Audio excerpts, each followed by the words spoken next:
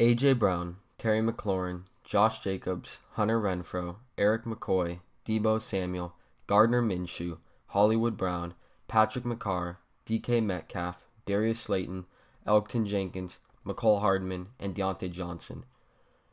All those players, you may be wondering, why am I listing them off? They were all ranked ahead of Kyler Murray in Pro Football Focus's recent article ranking the 2019 draft class. Kyler Murray was ranked 32nd overall. Dwayne Haskins was ranked 33rd overall, and Daniel Jones was ranked 34th overall. What's going on, everybody? It's Bogo Sports here. I'm back with another video. Doing a little bit something different today. And before I start anything, I would like to say this is my second try at doing this. I got copyrighted on my other one by the NFL. I don't do these edit things, so first things first. Shout out to Sports Productions for making the video, for the highlights in the background. Just want to keep something in the back to keep it interesting while I talk instead of just showing my face. Second of all, this is my first try at a little bit of an NFL analysis thing. Baseball is definitely more my expertise along statistics side and like data, all that stuff. I follow the NFL like crazy and stuff like that, but I don't know all the different stats that Pro Football Focus and all these other things, how they calculate them. But I'm going to do my best here and kind of just give my take on their ranking and then go into a little bit more of an offensive rookie of the year discussion. So let's get into it here. Enough preface. So I listed those guys off. Kyler Murray is ranked 32nd overall. This is the same Kyler Murray that was drafted first overall and the same Kyler Murray that played great all season long. Now, I'm going to just start before I say anything about the list by reading what Pro Football Focus wrote about him. They said, if it weren't for back-to-back games in Week 13 and 14 that resulted in Pro Football Focus overall grades in the 20s, the first overall pick would be far higher on this list. That being said, we saw a lot of positives in Murray's play. He ranked 8th among the 32 starting quarterbacks in negatively graded play rate, and he dropped the 4th most big-time throws on over-the-shoulder passes. So, those two stats meaning, he was the 8th best at limiting negative plays and was the 4th best at he threw the 4th most over the shoulder passes. So and then before I make my comments on the list, I'd also like to read Kyler Murray's stats and kind of accomplishments this season. So he started 16 games. He was 5-10-1. He threw for 3,722 yards, 20 touchdowns, 12 interceptions, 544 rushing yards, 4 rushing touchdowns. He took the most sacks in the NFL, and he was under pressure all the time. He did have a rough stretch at the end of the year with turnovers, but during the middle of the year, he set the rookie record for consecutive pass attempts without an interception. He was a Pro Bowl alternate, so that's what a lot of people don't know. He's selected as a Pro Bowl alternate, and he set the Cardinals' rookie rushing record, quarterback rushing record, and he was sixth. So him and Lamar Jackson were the only quarterbacks to throw for 3,500 plus passing yards and 500 plus rushing yards this season, and he's the 6th all time to do that. And him and Cam Newton were the only two quarterbacks ever to throw for 300 plus yards in their first game. So and there's many more, achievements and records that he had. He put up a big season. So those are just a little bit of the stats. Now let's get into this ranking. So I don't have as much of a problem with the list, and I understand what Pro Football Focus is saying. How I think they made the list based on overall grades that they give. I just don't understand how the grades they gave him merited a 32, or merited him being the 32nd best rookie. Now, obviously, there's defensive guys in the middle there, but I don't understand their ratings totally. But more of me critiquing their list, which I do think is wrong. I don't think he's the 32nd best rookie from this class. He's going to finish top 3, if not first in Rookie of the Year. But I think this video is not so much me critiquing it, more of like saying this happened. Now, what kind of discussion can this bring about? And for me, this discussion kind of brings about the offensive rookie of the year discussion. So before we get into my top 3 guys in the rookie of the year, I would like to say about Gardner Minshew and Kyler Murray. So they had Gardner Minshew as the 15th best quarterback or rookie, and they had Kyler, 32nd. So I just wanted to compare them. So Pro Football Reference, they have a stat that they call added value, or average value added, or something like that, AV. And Gardner Minshew's was 10 for the season, and Kyler's was 14. So there you already see they had rated Kyler as a more valuable player. Second of all, even though Kyler played about 3 more games, he still had 500 more passing yards, and on a per game basis, they were virtually the same. So I don't see how they had Minshew ahead of him. Now, turnovers were the one thing that did separate the two, but I think most can conclude that Minshew really, really overachieved at the beginning of the season, and it was reflected in his play at the end of the year. So that was my one thing. Don't let that don't.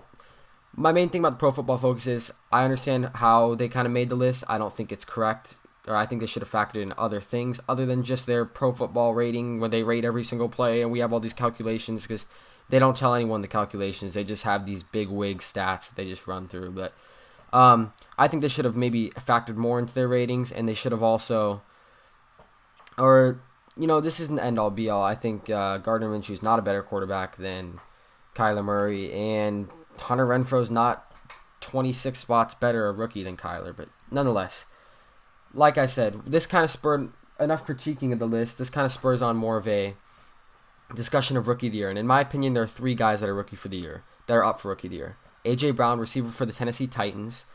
Josh Jacobs, running back for the Oakland Raiders, and Kyler Murray, of course.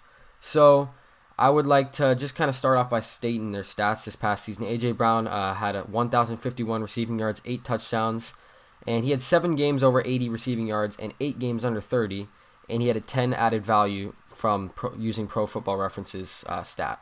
So right there, or just starting off on the surface level, A.J. Brown's a really good receiver.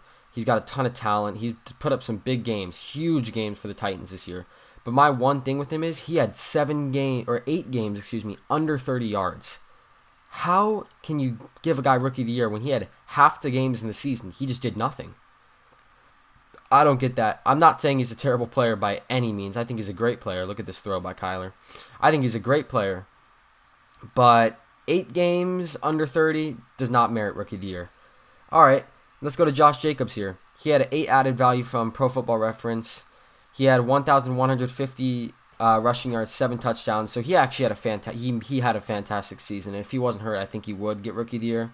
I just think the missed time will probably keep him out from from getting Rookie of the Year. And then we already talked about Kyler. So with those 3 in mind, I kind of stated my reasons why I don't think these other 2 should be Rookie of the Year.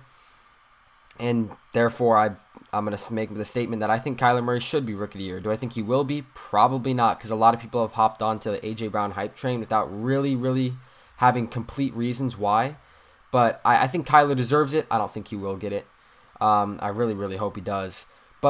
And so I stated the stats, and the stats are, I can critique those stats. Brown and Jacobs both put up really good stats for a rookie. That's not what I'm wanting to do here. I'm more wanting to talk about the impact. I just don't think it's possible to say that a running back or a receiver could have more of an impact on a team as a rookie than a starting quarterback who started 16 games and really he carried the team. Kyler did all season. If you watch the games, he carried them. And a lot of people will say, and also Kyler Murray had a huge impact on just our competitiveness, and you could see the improvement. And a lot of people will say this, but you went 5-10-1. You only won 2 more games than last year, and you had 1 more tie. But my thing is, Kyler Murray is playing with the worst offensive line, which is proven by stats, and the second worst defense. I think we were 31st in pretty much every major stat on defense. And there were 4 games this season that he left the field with the offense with the lead, and our defense went on to blow it. So, and just kind of those games, just week 1 versus the Lions. Well, not. In every one of these games, it's not he left with the lead and we blew it, but he just didn't get the chance, or we did blow the lead. Week 1, Lions, overtime. Tremaine Brock drops a pick. That would have won us the game. Week 9, 49ers. We came back, 6 minutes left. We were down 3, and we had the complete momentum, had scored consecutive touchdowns. Week 9 against the 49ers, 6 minutes left. Defense couldn't get off the field. Week 10 versus Tampa Bay, we had the lead, and we let Jameis Winston drive all the way down the field, didn't get a chance.